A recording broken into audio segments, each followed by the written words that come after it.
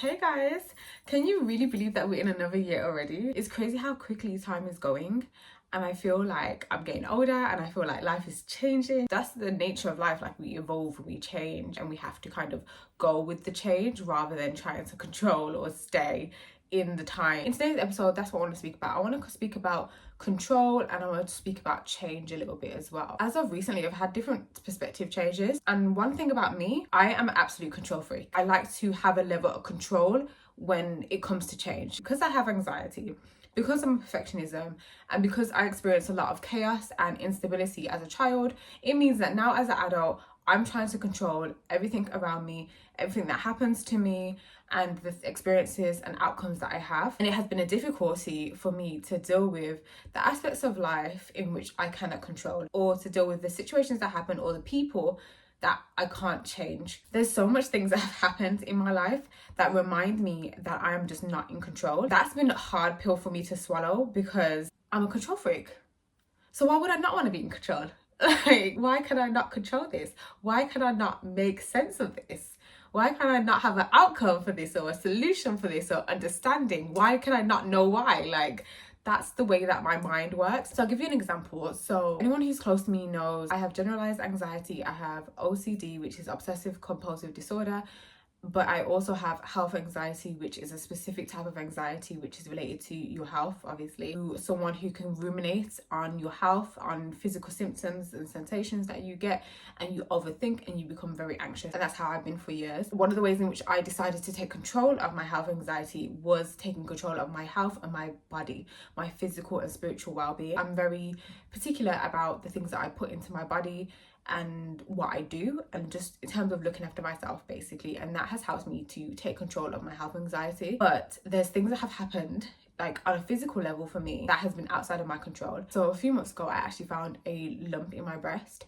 It was a small lump, it was like a pea-sized one, it was painless and it was movable. Naturally, having health anxiety, I was very anxious, I was very panicked. So obviously I went to get it checked out, and when I did, well, the second time I got it checked out, the first time it was kind of made to seem as if it's not a big deal. Then months down the line, after the first checkup, I felt it again. It hadn't grown or changed in any way, but it was just there.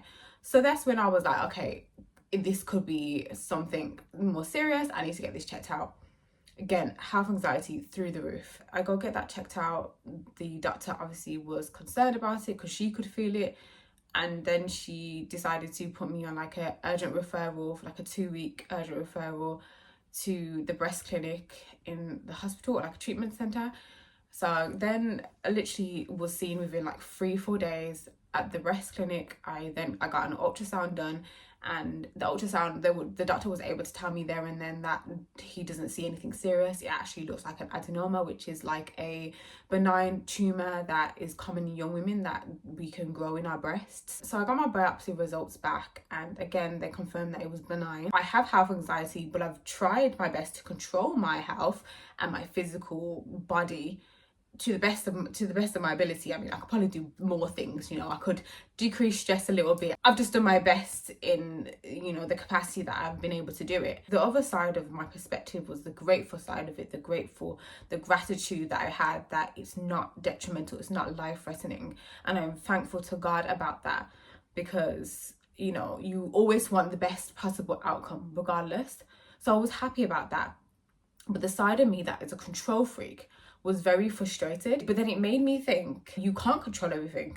This is why you can't try to control things all the time, because life and things will happen that you don't have an answer for. You don't understand why. Like, things will come about that are outside of your control. That's, again, is a hard pill to swallow, but it's like I have these lessons and these experiences that I have to remind me that I cannot control things and I need to go with the flow of my life. But then I also cannot spend my time in a state of anxiety and worry, being an absolute control freak, trying to manage everything, trying to avoid everything, trying to stop things from happening, trying to do the most just to not experience what I believe will be a negative or bad experience. I can't live my life that way, because we have one life and life is very precious. And it's an experience that gets cut short for some people, or there's some experiences that we have that's just so tragic and so painful that life just feels like not worth living sometimes. And you know, to be blessed with an experience of being healthy and not having life-threatening conditions, it really just puts into perspective what I'm actually focusing on. Am I focusing on trying to control things? Am I focusing on things being perfect or looking a certain way, being a perfect woman, having a perfect body, having a perfect experience? Because the truth is, I can't have that. And I have to find peace, and I have to find joy, and I have to find love, and I have to find happiness and health in the small things, in the little things. And it really just made me think about it. And you know, even doing this video speaking about it is really healing for me in a way, because I am someone who does like to control the narrative and does like to control perceptions of me. And I've been like that for the longest time. There was a other side of me which has been insecure, which has had low self-esteem, which is a perfectionist. Therefore, I don't want people to see me sweat. I don't want people to see that I've got this going on, or I've got that going on, or I struggle here and I struggle there. I speak a lot about my anxiety because it's something that is so common, and I don't really have much shame about it. But a lot of other things that I have difficulties dealing with, certain things that happen in my life, or the things that mistakes that I've made, yeah, there has definitely been some shame in that, because again, that doesn't help, you know, craft the narrative or the perception that I wanted to have for myself. So I'm glad that I'm speaking on this, because I know that it's something that I should be doing, and I know that it basically humanizes me as well, and that's the main thing. Like, I'm a human being. So yeah, like, I just really feel like I'm just have these lessons. I just get taught things to show more gratitude, to show up in a way where I am more grateful for my life. I'm grateful for my experiences. I'm grateful for things that, you know, have happened, things that I do have, even grateful for some of the things that I don't have yet, you know, like grateful for the season I'm in, and grateful for the experiences, some of the outcomes that I've had that have been positive. I think like part of adulting is going with the flow in a certain way, but intentionally, instead of trying to control the things that have happened, that happen in our lives, because then I think we're going to end up in a state of constant sadness and pain and anger and frustration for the fact that things aren't actually going the way that we planned it or wanted to. And we also end up being like on a ego trip in a way, where it's like, just like I was saying like, oh, but I eat healthy, but I do this, but I do that, so why this happened to me? That's an ego kind of thinking. I'm not perfect, I'm not on a pedestal, and I'm a human being who will struggle, who will go through painful things, who will have, you know, difficulties in life, and it's a matter of accepting that that is part of the human experience.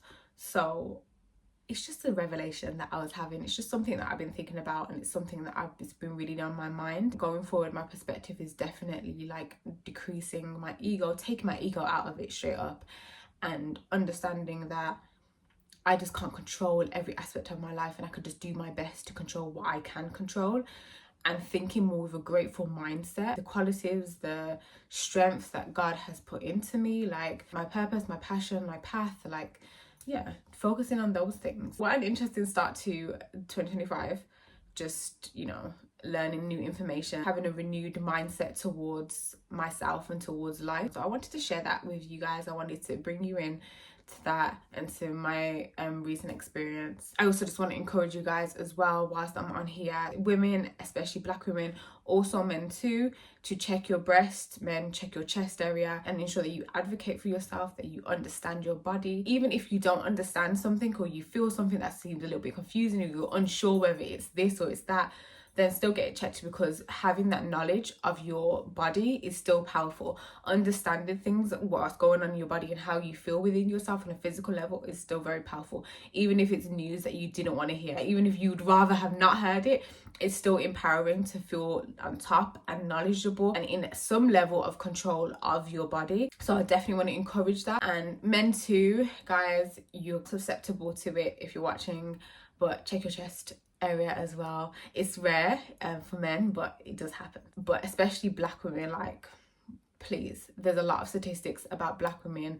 The cancers that we can get are more aggressive than other races. A lot of Black women tend to get the rare cancers, and because of institutional racism, disparities, all these aspects and factors that are against us or do not work in our favour, it means that our access to healthcare, the quality of healthcare and the quality of care that we receive is different from other races. So therefore, it's important for us to advocate for ourselves, to show up for ourselves, to love on ourselves and love our bodies. Love your body, be empowered by your body, don't be intimidated by your body, and show up for yourself. But thank you for listening to this episode, and I will see you in my next episode.